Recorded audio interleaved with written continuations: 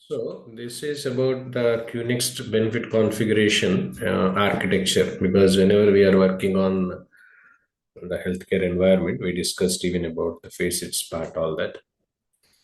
Second, about QNXT application, because QNXT is also one of the core healthcare payer solution widely used by the payer companies, insurance companies, and all that. So in this regard, so we must be knowing about how the benefit configuration generally that we do, being a configurational list in QNext. We generally understand about the healthcare architecture, right? So anyway that we must be aware of. Knowing about healthcare architecture, the process, including claim, right? So everything that we must be good with. That's anyway that we are well aware about. But fundamentally, one must be knowing about the QNext benefit and list workbench. That is more important, especially to become a configurationalist. It is not only for QNX, because you can relate even for facets or any health edge, health rules. Health edge is also one of the product, as like as QNX and facets and all, right. So knowing about the workbench is important. So under the QNX benefits and list workbench, wherein we uh, must be knowing about the platform configuration. That is one thing which is required. So how the platform configurations will be detailed, what are the different configuration steps that are involved, right? How this can be documented, either in a form of documents, in a form of user stories. This is all something that we must be good with. Next, about the plan benefits and design rules. These healthcare plans can have the differences, because either it can be a Medicare plan or it can be Medicaid plan, or it can be private health insurance plans payer company has. Okay, so what are the different healthcare plans we have? It can be healthcare plan, Medicare, right? So we can see we have different plans like A, Plan B, Plan C, healthcare and Medicare Advantage plan, Plan D. Of course, Medicaid has customized depend, because it's all managed in the state government, so that is more required. So knowing about the plan benefits and how this can be designed, because designing healthcare plans depends on the particular area where we are providing services. For example, any insurance payer company is having operations in particular states. Depends on the demographical condition, depends on the uh, topographical conditions and all. So they have to come up with different plans. So understanding over the plan benefits, which can be designed, followed by what are the different business rules and government mandates that are to be implemented. Everything has to be understood and everything has to be done. That is point number two. Third, about whatever the business rules that we have identified, that has to be created and tested. Make sure, along with the testing team, that one should be knowing, and along with the testing team we have to do. Okay, so because we will be participating on the manual testing part by preparing test cases and all, at the same time we will be participating in performing some user acceptance testing. Right? This is all about the rule creation and testing, etc. And one of the foremost important point about the hierarchy. Okay, hierarchy mapping, product hierarchy mapping. What are the product that we design, how this can be hierarchy can be mapped. This is all is even required. So these are the major ones. At the same time, of course, configuration, etc., knowledge is required anyway. That is mandatory. At the same time, how are we managing and creating groups, subgroups? At the same time, how this configuration optimization can be done. So understanding over the workbench is one of the key and important thing. Being a QNX benefits configurationalist, we must be knowledgeable with. It's not only QNX, even facets also, because any product, core healthcare administrative product, we are working on healthcare environment, remains the same. Overall understanding remains the same, responsibilities remains the same, but whatever the UI that we are working on, that will have the difference, right? So that is the first thing that we must be knowing. That is point number one.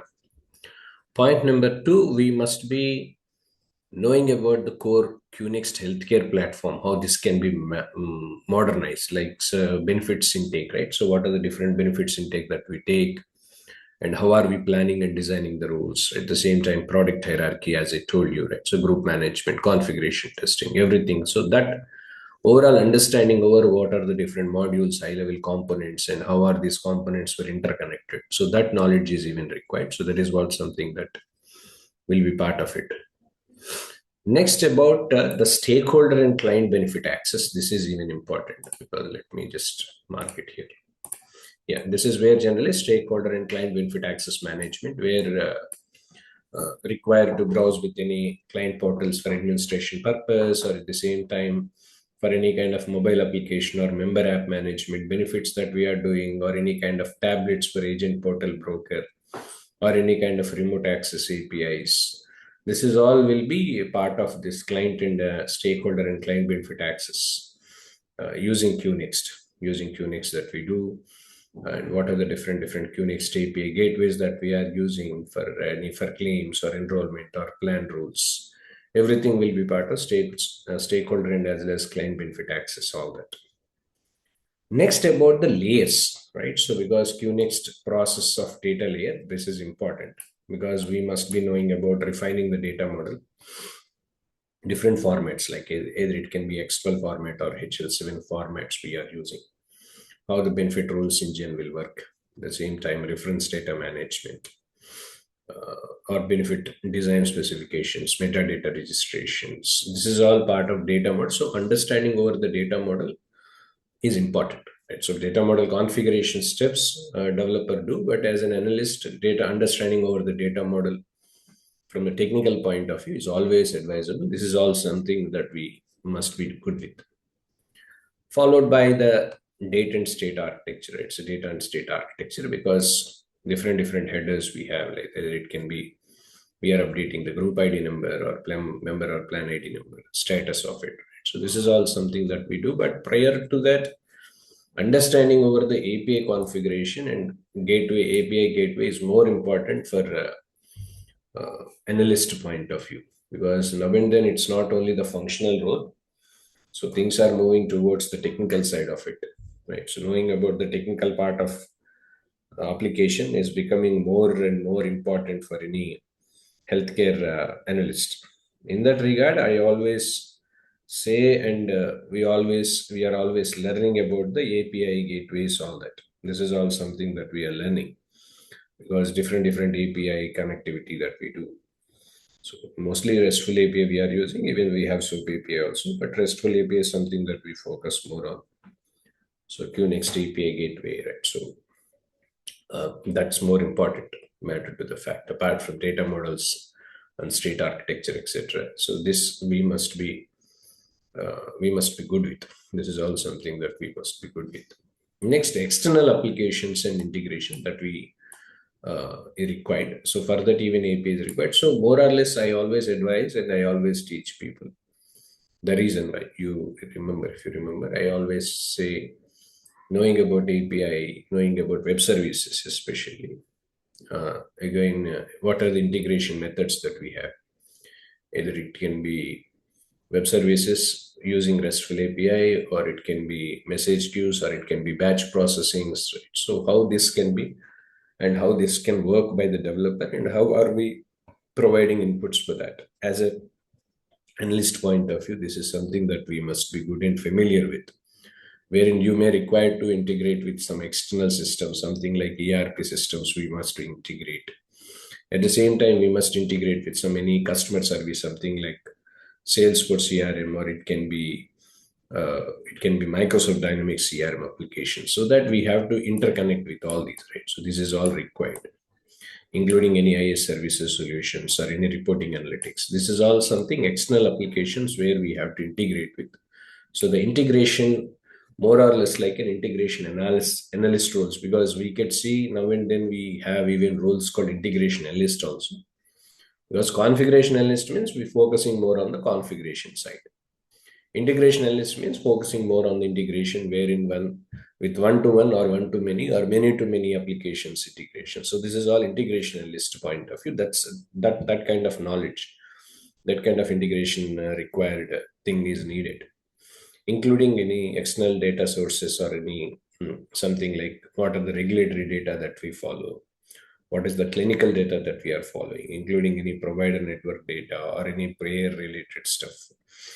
This is all part of external data resources, including external data resources, and what are the EDI implementation guidelines that we follow, or any whatever the mapping specifications, either it can be HL7 or it can be X12 or and any payload, XML or JSON payloads we can use.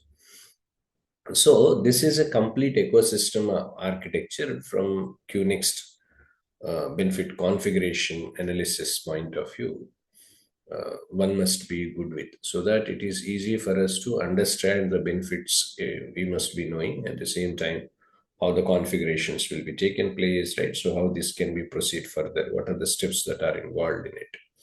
So data model part, it can be relating to rating part, can be relating to the workflows even. That's more important, because workflows defines us about the hierarchy, product hierarchy mapping is even required. So these are something that we must be knowledgeable